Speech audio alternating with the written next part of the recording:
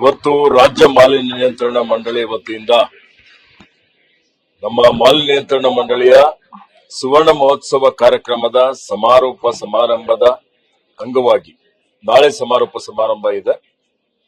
ಸುಮಾರು ಸಾವಿರಾರು 1,00,000ದವರೆಗೆ ಜನ ಸೇರ್ತಾ ಇದ್ದಾರೆ.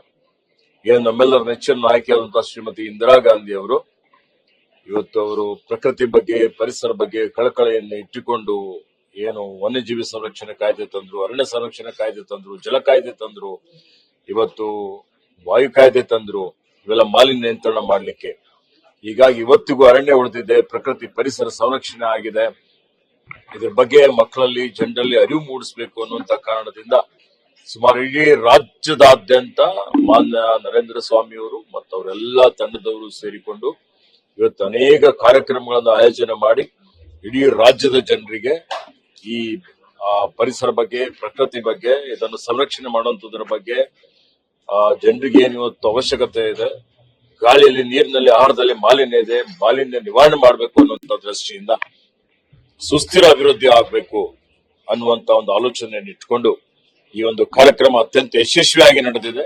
ನಾಳೆ ಕಾರ್ಯಕ್ರಮದ ಸಮಾರೋಪ ಇದೆ. ಮಾನ್ಯ ಮುಖ್ಯಮಂತ್ರಿಗಳು ಮಾನ್ಯ ಉಪಮುಖ್ಯಮಂತ್ರಿಗಳು ಬರ್ತಾ ಇದ್ದಾರೆ.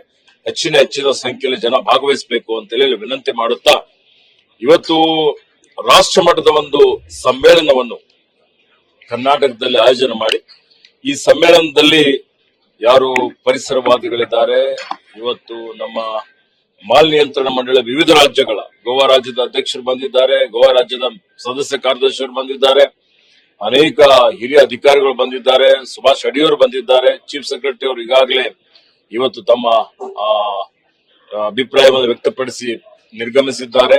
ಮಾನ್ಯ ಉಪಮುಖ್ಯಮಂತ್ರಿಗಳು ಬಂದು ಇದಕ್ಕೆ ಉದ್ಘಾಟನೆ ಮಾಡಬೇಕಾಗಿತ್ತು. ವಿಷಯ ಏನಪ್ಪಾ ಅಂತ ಹೇಳಿದ್ರೆ ಸಸ್ಟೈನಬಲ್ ಡೆವಲಪ್ಮೆಂಟ್, ಸುಸ್ಥಿರ ಅಭಿವೃದ್ಧಿ ಆಗುವಂಥದ್ದು ಮತ್ತೆ ಸರ್ಕ್ಯುಲರ್ ಎಕಾನಮಿ.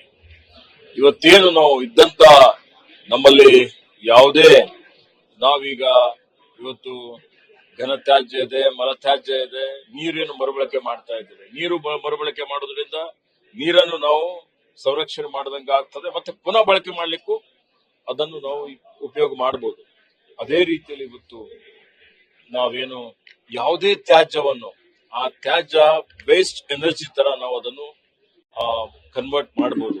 ಆ ರೀತಿಯಲ್ಲಿ ಪ್ಲಾಸ್ಟಿಕ್ ಇದೆ, ಏಕ ಬಳಕೆ ಪ್ಲಾಸ್ಟಿಕ್ ನಿಷಿದ್ಧ ಮಾಡಿದ್ದೇವೆ. ಆದ್ರೆ ಪ್ಲಾಸ್ಟಿಕ್ ಮಣ್ಣಲ್ಲಿ ಮಣ್ಣಾಗೋದಿಲ್ಲ, ನೀರಲ್ಲಿ ಕರಗೋದಿಲ್ಲ. ಪ್ಲಾಸ್ಟಿಕ್ ಇವತ್ತು ಏನಾದ್ರೂ ಅದಕ್ಕೆ ನಾವು ಸುಟ್ಟಾಕ್ಬಿಟ್ರೆ ಅದರ ಏನು ಆವಿ ಇದೆ ಅದು ಗಾಳಿಯಲ್ಲಿ ಸೇರಿಕೊಂಡು ಅದು ವಿಷ ಆಗ್ತದೆ.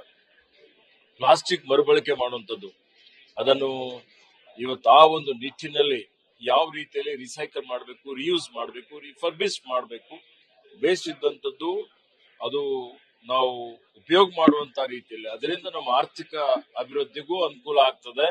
ಮತ್ತೆ ನಮ್ಮ ನೈಸರ್ಗಿಕ ಸಂಪತ್ತೇನಿದೆ ಸಂಪತ್ತು ಉಳಿಸುವಂತದ್ದು. ಈಗ ನಮ್ಮ ಪೂರ್ವಿಕರು ಯಾವ ರೀತಿಯಲ್ಲಿ ನಮ್ಮ ನೈಸರ್ಗಿಕ ಸಂಪತ್ತನ್ನು ಮಿತವಾಗಿ ಬಳಸ್ತಾ ಇದ್ರು, ನಾವು ಅತಿಯಾಗಿ ಬಳಸುವುದರಿಂದ ಇವತ್ತು ಇವೆಲ್ಲ ಪ್ರಕೃತಿ ಪರಿಸರ ಸಮಸ್ಯೆಗಳು ಉದ್ಭವ ಆಗ್ತಾ ಇದೆ. ಆ ಒಂದು ಕಾರಣಕ್ಕಾಗಿ ಇವತ್ತು ಬೆಸ್ಟ್ ಪ್ರಾಕ್ಟೀಸಸ್, ಉತ್ತಮ ಪದ್ಧತಿಗಳು, ಏನು ಉತ್ತಮ ಪದ್ಧತಿಗಳಿದೆ ಇಡೀ ದೇಶದಲ್ಲಿ ವಿದೇಶದಲ್ಲಿ ಇಲ್ಲಿ ಜಗತ್ತಿನಾದ್ಯಂತ ಉತ್ತಮ ಪದ್ಧತಿಗಳನ್ನು ಅಳವಡಿಸಿಕೊಂಡು ನಮ್ಮಲ್ಲಿರುವಂತಹ ಏನು ಇವತ್ತು ವೇಸ್ಟ್ ಇದೆ ಅದನ್ನು ಇವತ್ತು ಎನರ್ಜಿ ಆಗಿ ಕನ್ವರ್ಟ್ ಮಾಡುವಂಥದ್ದು ಅಥವಾ ಮರುಬಳಕೆ ಮಾಡುವಂಥದ್ದು, ಅದಕ್ಕೆ ಯಾವ ರೀತಿಯಲ್ಲಿ ಯಾವ ತಂತ್ರಜ್ಞಾನ ಉಪಯೋಗ ಮಾಡಲಿಕ್ಕೆ ಅವಶ್ಯಕತೆ ಇದೆ, ಅದರ ಮಾರುಕಟ್ಟೆ ಯಾವ ರೀತಿಯಲ್ಲಿ ಮಾಡಬೇಕಾಗಿದೆ, ಮತ್ತು ಇದರ ಮುಖಾಂತರ ನಾವು ಸುಸ್ಥಿರ ಅಭಿವೃದ್ಧಿ ಮಾಡುವಂತ ರೀತಿಯಲ್ಲಿ ಜೀವನೂ ಬೇಕು, ಜೀವನೋಪಾಯನೂ ಬೇಕು, ಎರಡೂ ಬೇಕು, ಅಭಿವೃದ್ಧಿನೂ ಆಗ್ಬೇಕು. ಆ ಒಂದು ದೃಷ್ಟಿಯಿಂದ ಒಂದು ಪಾಲಿಸಿ ಅಂದ್ರೆ ನೀತಿ ನಿಯಮಗಳನ್ನು ರೂಪಿಸಲಿಕ್ಕೆ ಅವಶ್ಯಕವಾಗುವಂತಹ ರೀತಿಯಲ್ಲಿ ಅನೇಕ ಜನ ತಜ್ಞರೇನು ಬಂದಿದ್ದಾರೆ, ಅವರೆಲ್ಲರೂ ತಮ್ಮ ಸಲಹೆ ಸೂಚನೆಗಳನ್ನು ಕೊಡ್ತಾರೆ. ಅದು ಕೊಟ್ಟ ನಂತರ ನಾವು ಅದನ್ನು ರಾಜ್ಯ ಮಟ್ಟದಲ್ಲಿ ಕರ್ನಾಟಕ ರಾಜ್ಯ ಇದರಲ್ಲಿ ಮುಂಚೂಣಿಯಲ್ಲಿದೆ. ಇನ್ನೂ ಉತ್ತಮ ರೀತಿಯಲ್ಲಿ ಬೇರೆ ಬೇರೆ ರಾಜ್ಯಗಳಿಗೂ ನಾವು ಮಾಡಿದಂಥದ್ದು ಅವರಿಗೆ ತೋರಿಸುವಂಥದ್ದು, ಅವರಲ್ಲಿ ಏನಾದ್ರೂ ಉತ್ತಮವಾದಂಥದ್ದು ಇದ್ರೆ ಅದನ್ನು ನಾವು ಅಳವಡಿಸಿಕೊಳ್ಳುವಂಥದ್ದು, ಇದು ಉತ್ತಮ ರೂಢಿ ಅಳವಡಿಸಿಕೊಳ್ಳುವಂತಹ ಒಂದು ಪದ್ಧತಿ. ಹೀಗಾಗಿ ಈ ಒಂದು ಸಮಾವೇಶ ಏನಿದೆ ಅದಕ್ಕೆ ಪೂರಕವಾಗಿದೆ.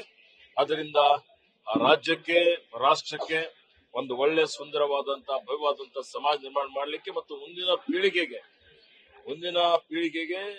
ಅದು ಉಪಯೋಗ ಆಗ್ತದೆ ಅನ್ನುವಂತ ಒಂದು ಮಾತನ್ನು ಇಲ್ಲಿ ಹೇಳಿಕೆ ಬಯಸ್ತಾ ಇದ್ದೀನಿ. ಆಯೋಜಕರಿಗೆ ಅಭಿನಂದನೆಯನ್ನು ಸಲ್ಲಿಸ್ತೇನೆ.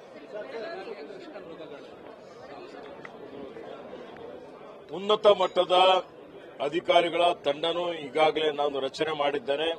ತನಿಖೆಯನ್ನು ನಡೀತಾ ಇದೆ. ಇದು ಒಂದು ಬ್ಯಾಕ್ಟೀರಿಯಲ್ ಇನ್ಫೆಕ್ಷನ್. ಈ ಬ್ಯಾಕ್ಟೀರಿಯಲ್ ಇನ್ಫೆಕ್ಷನ್ದಿಂದ ನವೆಂಬರ್ 13ರಲ್ಲಿ ಸುಮಾರು 8 ಕೃಷ್ಣಮೃಗಗಳು ಮೃತಪಟ್ಟಿದ್ದಾವೆ. ಅದಾದ್ಮೇಲೆ ನಮ್ಮ ಅಧಿಕಾರಿಗಳು ಅದನ್ನು ತಡಿಲಿಕ್ಕೆ ಪ್ರಯತ್ನ ಮಾಡಿದ್ದಾರೆ. ಅಲ್ಲಿ ಪಶು ವೈದ್ಯರು ಇದ್ರು. ಇವತ್ತು ನನಗೆ 15ನೇ ತಾರೀಕಿಗೆ ನನ್ನ ಗಮನಕ್ಕೆ ಬಂದ ನಂತರ ನಾನು ಬೆಂಗಳೂರಿನಿಂದ ಸದಸ್ಯ ಕಾರ್ಯದರ್ಶಿಗೂ ಅಲ್ಲಿಗೆ ಕಳಿಸಿದ್ದೆ. ಬನ್ನೇರುಘಟ್ಟ ಬಯೋಲಾಜಿಕಲ್ ರಾಷ್ಟ್ರೀಯ ಉದ್ಯಾನವನ ಏನಿದೆ ಅಲ್ಲಿಂದನೂ ತಜ್ಞರು ಹೋಗಿದ್ದಾರೆ. ಮೈಸೂರು ಜೂದಲ್ಲೂ ತಜ್ಞರು ಹೋಗಿದ್ದಾರೆ. ಹಿರಿಯ ಅಧಿಕಾರಿಗಳು ಮಾನಿಟರ್ ಮಾಡ್ತಾ ಇದ್ದಾರೆ. ಇವತ್ತು ಅದಾದ್ಮೇಲೂ ಯಾವ್ಯಾವುದಕ್ಕೆ ಸೋಂಕುಗಳು ತಗುಲಿತ್ತು ಆ ಎನ್ಕ್ಲೋಜರ್ ಏನಿದ್ದು ಆ ಎನ್ಕ್ಲೋಜರ್ ಇದ್ದಂತವು ಸುಮಾರು ಮೃತಪಟ್ಟಿದ್ದಾವೆ. 30-31. ಇನ್ನು 7 ಇವತ್ತು ಬೆಳಿಗ್ಗೆನೆ ಬರ್ತಾ ಇದ್ದಾಗ ನಾನು ಮಾತಾಡಿದೆ ಸುನೀಲ್ ಪನ್ವಾರ್ಗೆ. 7 ಆರೋಗ್ಯಕರವಾಗಿದ್ದಾವೆ. ಆಂಟಿಬಯೋಟಿಕ್ಸ್ ಕೊಡ್ತಾ ಇದ್ದಾರೆ ಅವರಿಗೆ.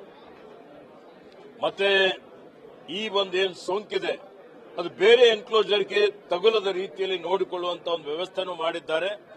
ಹಗಲಿರುಳು ಮೇಲ್ವಿಚಾರಣೆ ಮಾಡ್ತಾ ಇದ್ದಾರೆ. ಎಲ್ಲಾ ರೀತಿಯ ಇವತ್ತು ಕ್ರಮಗಳನ್ನು ತೆಗೆದುಕೊಳ್ತಾ ಇದ್ದಾರೆ. ಅದರಲ್ಲಿ ಯಾವುದೇ ಕೊರತೆ ಇಲ್ಲ.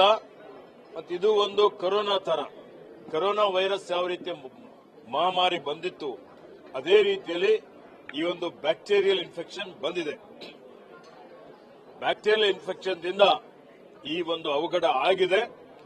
ಆದಾಗ್ಯೂ ಇದರಲ್ಲಿ ಏನಾದರೂ ನ್ಯೂನತೆಗಳಿದ್ರೆ ಕೊರತೆಗಳಿದ್ರೆ ಅದರ ಬಗ್ಗೆ ನಮ್ಮ ಹಿರಿಯ ಅಧಿಕಾರಿಗಳು ತನಿಖೆ ಮಾಡಿ ವರದಿ ಕೊಡ್ತಾರೆ. ಆ ವರದಿ ಆಧಾರ ಮೇಲೆ ಮುಂದಿನ ಕ್ರಮ ತಗೊಳ್ತೀವಿ. ನ್ಯೂಸ್ ಫಸ್ಟ್ ನಿರ್ಭೀತಿಯಿಂದ ನಿಮ್ಮ ಪರವಾಗಿ.